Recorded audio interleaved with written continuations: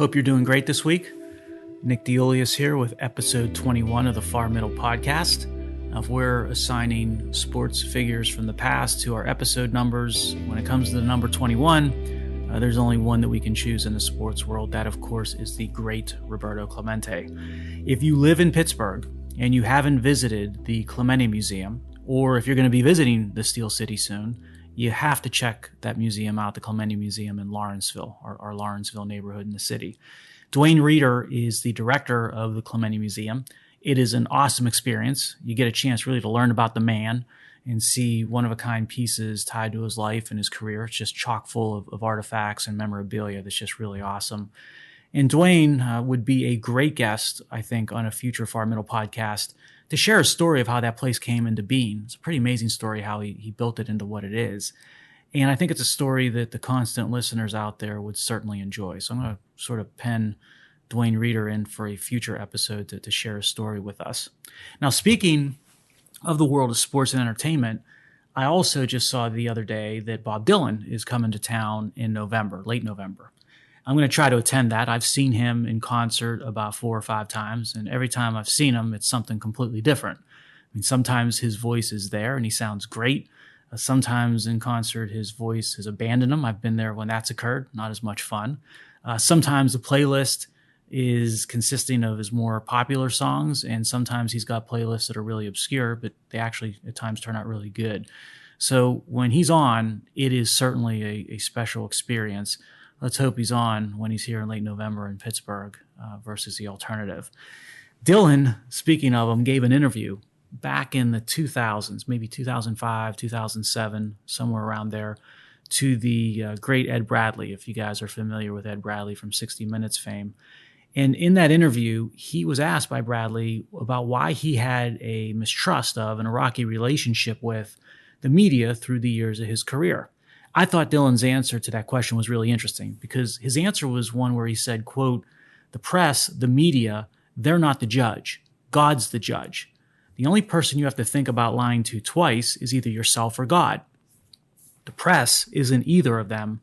I just figured they're irrelevant," end quote. And I heard that from that Dylan interview that I just thought of when I saw he was coming to Pittsburgh.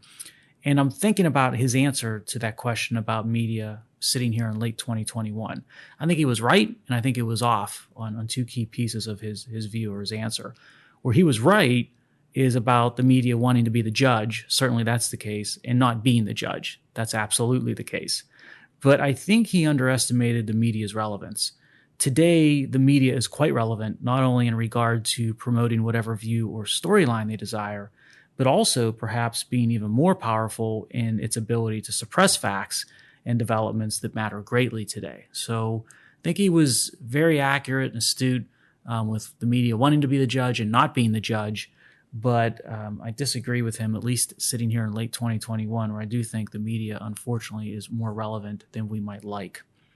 So going from the 21st Clemente episode of the Far Middle Podcast, jumping over to Dylan's views on the media, I want to now tie those into 3 more connections today on our podcast that we'll invest the time into. And these are 3 issues that you probably have never read about or heard about, but are really important, really impactful, and they are cold, hard facts. The 3 things that I'd like to discuss today. First, let's talk about yet another professional casualty of the rigid ideology and the police state mentality that you see across academia in the United States, higher education system, college, universities, etc. Let's then jump to how China and the Chinese Communist Party are openly muscling elite organizations. And the example we'll talk about today is the World Bank into transforming what was data-driven, objective analyses to make assessments and produce results or views, and then transforming them into works of convenient fiction, but it's convenient fiction that serves the Chinese Communist Party aims or objectives. And then we'll jump to our third connection, the final one, and that's how government policy, monetary policy, environmental religion, and radical environmental policy, how they're all coming together in a confluence to make everything out there more expensive and less available for everybody. So it's really starting to wreak havoc from inflation and the cost of the goods to just simple supply chains and being able to get your hands on what once were regular and readily available goods, now increasingly becoming more rare on an exception basis. So hope that sounds like a good plan. And with that, let's get to it. And as I said, let's start with the growing count of professional careers that have been ruined in the unforgiving and rigid ideological culture of higher education across this country. We spoke on this topic extensively in the past on Far Middle Podcasts, and we talk about it also extensively at nickdeolius.com, my website. I dedicate a couple of chapters on this topic in my upcoming book, which, by the way, now has a new name. That's a hint for you guys to check out. We'll maybe visit that at the end of this podcast. But recently, there was yet another victim of the thought police in academia, one of their own this time, and it was a professor of philosophy at Portland State University out on the West Coast by the name of Peter Boghossian. Now, Boghossian has been a bit of a hero to me for some time. For a philosophy professor, he displays quite a bit of guts and courage in challenging the don't teach, instead preach mindset of academia today. I've been following him for some time. And of course, what are they preaching these days on campuses? Well, of course, it is the ideology and the religion of the left. At the very end of September, he sent his resignation letter to the Portland State Provost, and Boghossian had enough of academia's harsh culture, and he did not mince words in his resignation letter. It's a quick read. It's a very interesting read. You can find it online. The way you spell his name, I believe, is Boghossian. So if you type in Boghossian, resignation letter, Portland State, something like that in your search queue, it will come up with a letter, and you should give it a read. I think you would enjoy it. Now, in the letter, he was lamenting how the university methodically made intellectual exploration impossible because the culture shifted from one of free inquiry. That's what we thought the culture was within academia.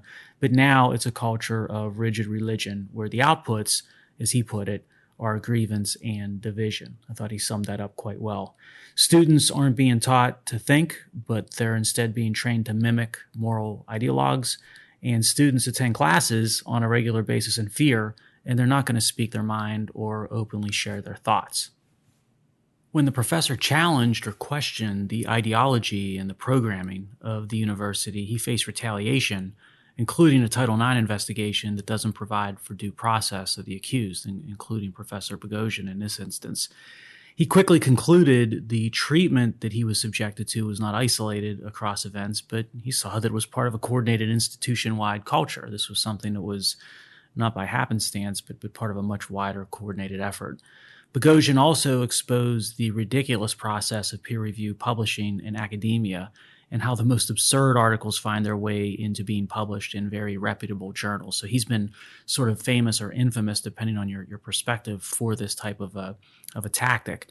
Back in 2017, he published an article that underwent extensive peer review in the journal titled Cogent Social Sciences. And in the paper, he was arguing that the male sexual organ was the product of the human mind, and it was responsible for causing climate change.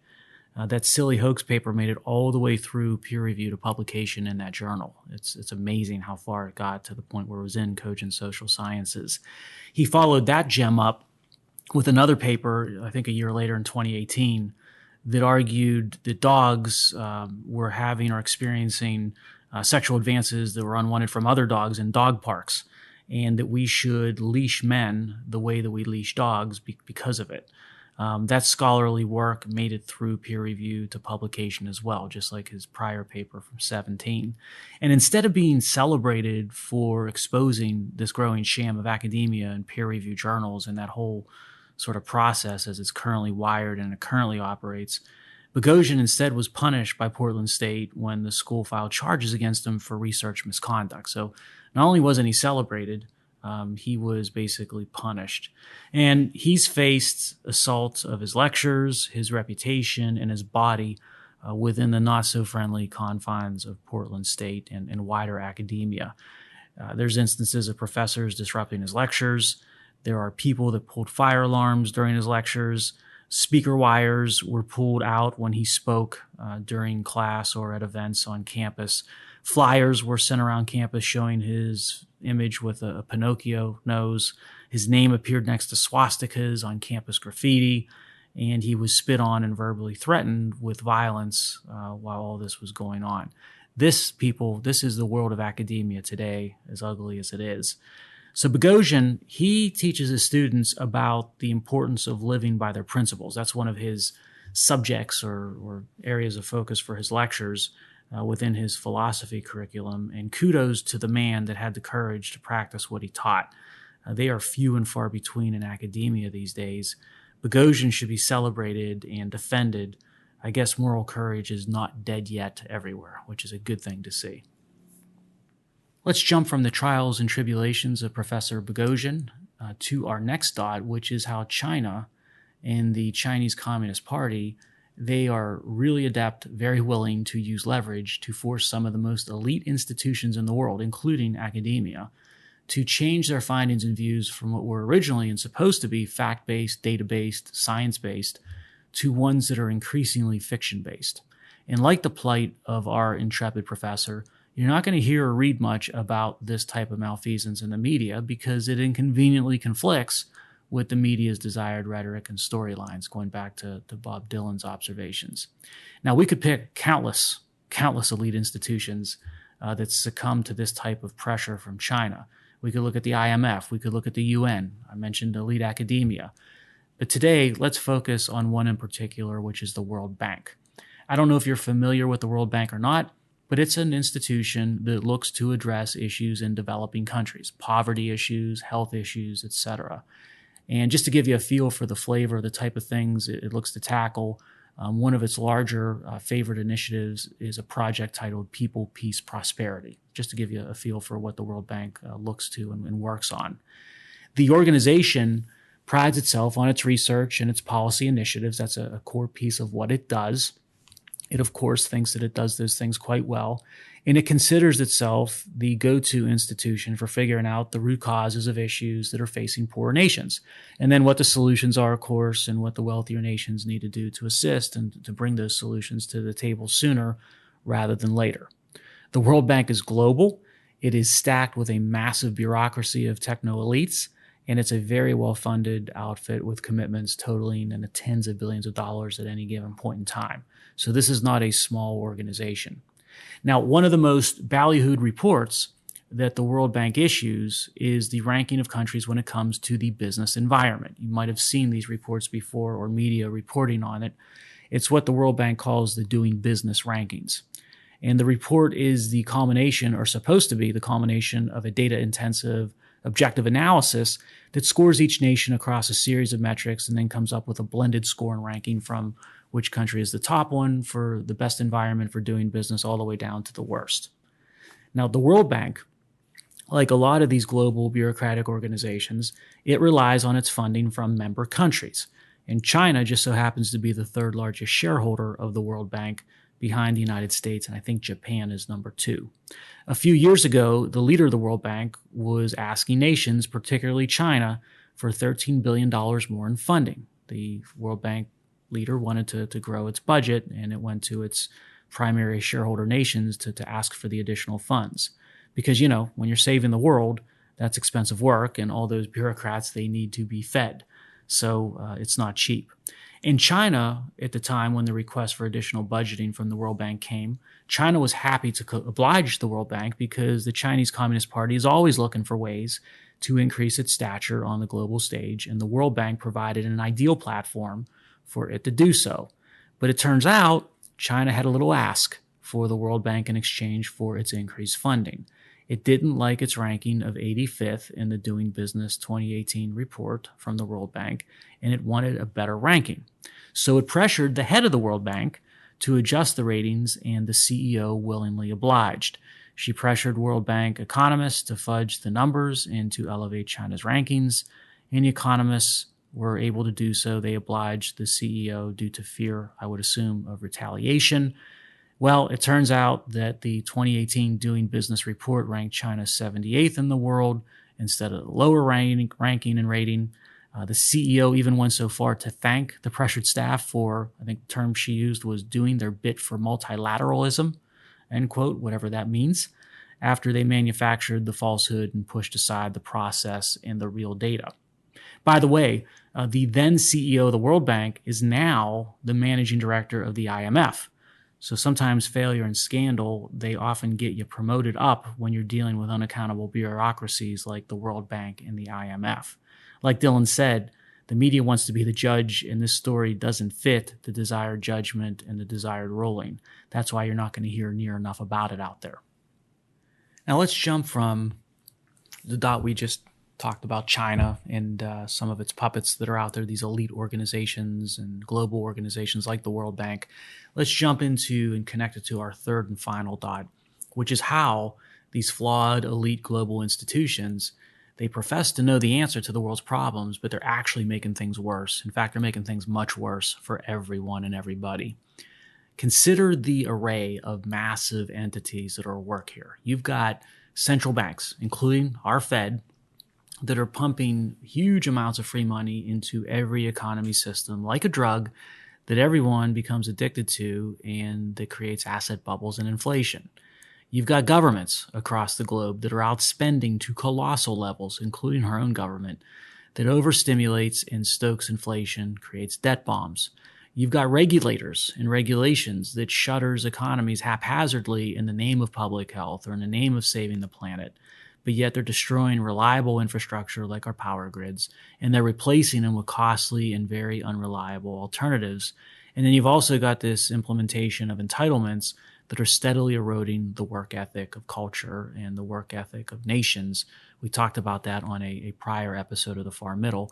All of these things are creating massive disruptions to the supply chain and to the economic engines of societies. Now, this expert class and this elite class, it does all this lecturing and it makes all the decisions for us, but yet they're unaccountable with little to no experience in the real world and the true economy. You combine all these forces at work at one time together, and it leads to where we are today. And where are we today? Well, look at things like supply chain and supply chain disruptions. You can't buy toilet paper and paper towels today at Costco or Walmart. What do you think is going to happen if this continues when you want to buy a car tomorrow or some other advanced form of a consumer product? Ports all over the world are log jammed, and every link in that supply chain, it doesn't matter if it's the dock workers, to the rail lines, to the trucking companies, the warehouses, the retailers, none of them can get enough workers off the couches to show up to relieve the bottlenecks. So things are just getting worse and building upon themselves. There are gas lines in the United Kingdom for gasoline for cars. And I fear that those gas lines are coming to the United States sooner than you think. All of that is self-inflicted by the expert class in some of these radical views or policies that they're trying to implement upon all of us. The lights, as you know, they went out in California. They continue to go out in California, depending on what the weather is and if the wind's blowing. And it also happened in Texas over this past winter. And I fear it will be likely to do so elsewhere if this country experiences a cold winter. Now, why do I have that concern? Why am I afraid of that? Because, again, radical environmentalism and their enablers in government, they don't allow things like natural gas pipelines to be built to serve demand. They don't allow things like natural gas wells to be drilled. And they don't allow homes to be hooked up to reliable and cheap sources of natural gas supply. Worse yet, while they're barring those things, they're demanding that we rely on wind and solar, which can't be counted on, has been proven time and time again, specifically numerous times in California, and as I said, also Texas. Now remember, when it's winter or the dead of winter in the Northeast United States and the lights go out, it goes from an inconvenience to a life and death situation. People will die, and obviously we don't want to see that happen. You can go from looking at and assessing supply chains into something as simple as inflation itself. The Federal Reserve keeps calling it transitory inflation, and it keeps inching the target up by moving the goalposts from what was 1.8% for a target to 2%, and now I think it's 2.3%. And transitory, when the Fed talks about it, now means years, not months, right? And the business press keeps excluding things like rent and gas and power and food and every other imaginable necessity to make the inflation rate look lower than it really is. But then there is the reality that every person who shops knows is out there. So what's the reality? Well, if you're paid hourly, your hourly wage, it might have increased, and it's also been completely consumed and overtaken by higher prices for everything. So any wage gains that you enjoyed recently in your hourly rate has been completely consumed by higher prices for everything else. $1 more in that you got on wages and $2 out on more expensive everything. You lose, the worker loses. The price of a dozen eggs, it's almost doubled. I just saw this the other day. It's almost doubled from $2 to almost $4 a dozen, and everything in the grocery store now costs more. I predict by the time we get to Thanksgiving and Christmas, the holiday season, I think food inflation is going to be raging by then. It's going to be much worse than it is today. We're going to wish for prices that we're experiencing today, even though there's significant increases over what we've seen a year or two ago. Rents, those that rent apartments and rent homes, they're raging. Housing asset bubbles inflate, and environmental regulations stifle supply of new housing. So you got this asset bubble thing going on because of free money, creating sort of a speculative environment for housing. That's increasing rents. You've got environmental regulations that don't allow new affordable housing units to be built to the extent that they normally would be built to meet the demand. That's limiting supply, raising rents. All of that, of course, hurting the renter. Gasoline and power prices, so electricity and gasoline prices, they are going up.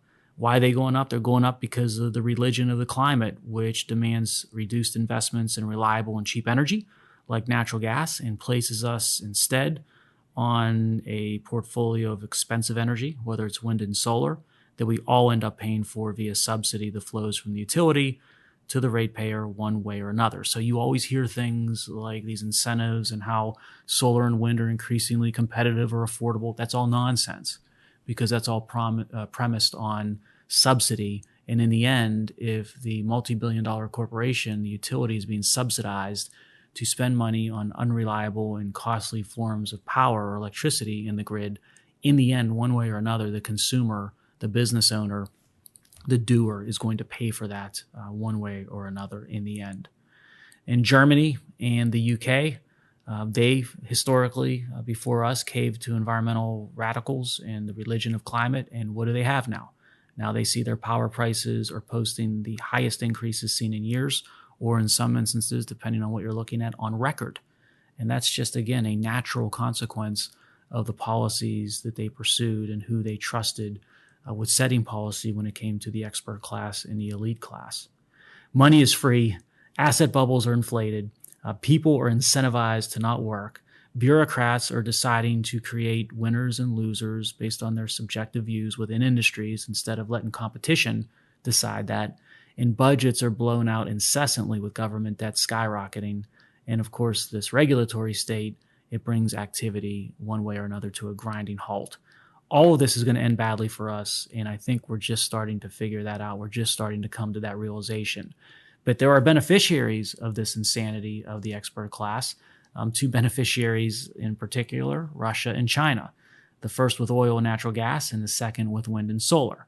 So let's talk about Russia first. Our friends in Europe are willingly shuttering their natural gas fields in the name of saving the planet. Well, now instead of saving the planet, they need Putin to save them because they're out of natural gas and power, and they need to keep the lights on and their economies functioning. So they shuttered their own natural gas fields. They thought that renewables were going to fill that gap in a very safe, reliable, cost-effective way. They've been wrong. Now they're desperate. They didn't end up saving the planet, and instead now they need Putin to save them and provide their megawatt hours, kilowatt hours, and gasoline. So Russia's Putin, what did he do when he figured all this out and saw this, besides being quite happy about it?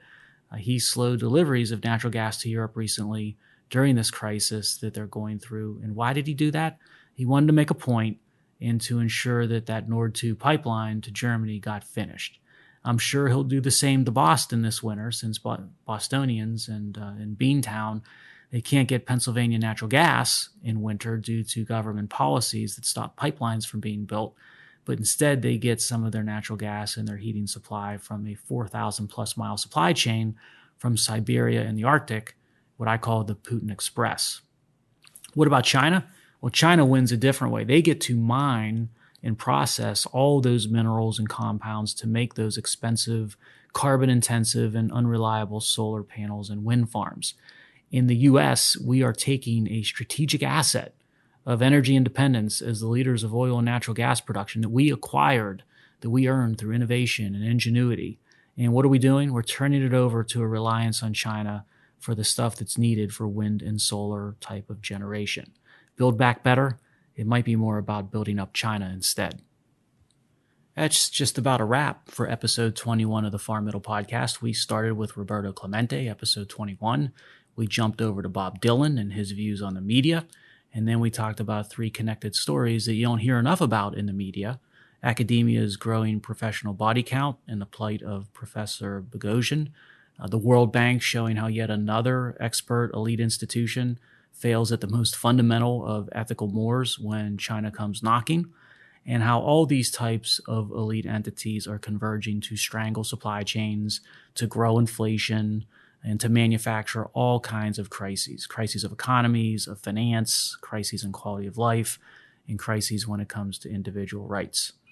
Alexander Dumas, he wrote The Three Musketeers, of course, and The Count of Monte Cristo, 2 excellent books. He once wrote, quote, "I'd rather have 10 soldiers to guard than a single scholar," end quote. How true when it comes to today's culture in academia, when it comes to elite bureaucrats at global behemoths like the World Bank, and when it comes to regulators in government and the administrative state. Are all these experts and elites what they consider themselves to be, or are they something else different altogether?